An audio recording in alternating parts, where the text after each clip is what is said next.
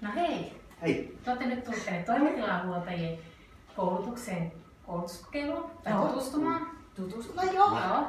Ja mä ajattelin semmoista, että kokeillaan vähän semmoista ihan nyt yksinkertaista, että meillä oli aamulla pestiin lattiakaivoja, mutta niin otetaan ihan tämmöistä helpommasta päästä nyt kuitenkin. Joo. Meillä on tässä tämmöisiä sinisiä tasopyyhkeitä, mutta näille tehdään näin, että otatte tämmöisen, paatte tähän pöydälle. Joo. Otakaapas kumpikin siitä, niin tehdään yhdessä. Paatte siihen pöytätasolle. Tässä on nyt ruutuja. Se ei haittaa mitään, vaikka ei ruutia, kun nyt on oikeastaan värillä väliä, kun nämä on sinisiä. Aha. Ja otatte alareunasta kiinni ja Joo. nostatte tänne yläreunaan sen. Joo. Noin. Ja sit voi tehdä tämmöisen pienen viikkauksen. Tänne tiedän.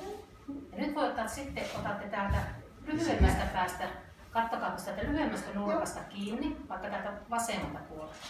Teette saman homman, nyt te viettekin tänne puolelle sen. Ja taas voi tehdä semmoisen viikkauksen. Ja nyt tuli nätti. Onko se valmis sitten? On. Sitten muuta kuin tohon pinoa. Kato. Mä oon jo melkein valmis. Nyt jo näyttää tosi loista. Voit laittaa sen tohon jo. Hienoa. Onks mä melkein...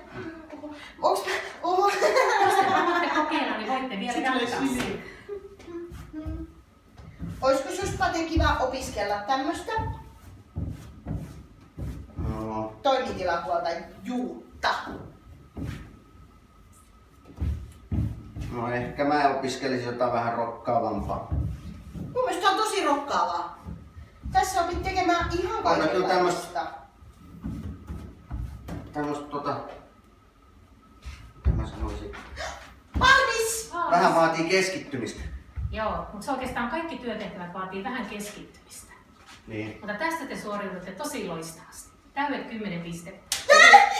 No kyllä mä tätäkin voisin. Joo. Voisin. Hei. Paljon siivoa. Ja on meillä sitten, kato pojille tuolla, niin, ja miehille löytyy sitten, että meillä on semmoisia ihan koneita ja laitteitakin sähköisiä. On vai minkälaisia? On. Esimerkiksi, kato, meillä on pesukoneita tässä. Näitä pitää opetella käyttää, että niin, miten siihen valitaan oikeat pesuohjelmat. Ja, niin, se ei ole ihan kyllä hiusmaa. Sitä ei kannata. Sulla menee tukka meidän likaiseksi. Sitä käytetään tänne näin sitten, kun me puhistetaan täältä näitä nukkasiipiä. Siinä on nukkaa. Niin. No ei tuossa ollut onneksi. Ehkä ei kannata hiustaa.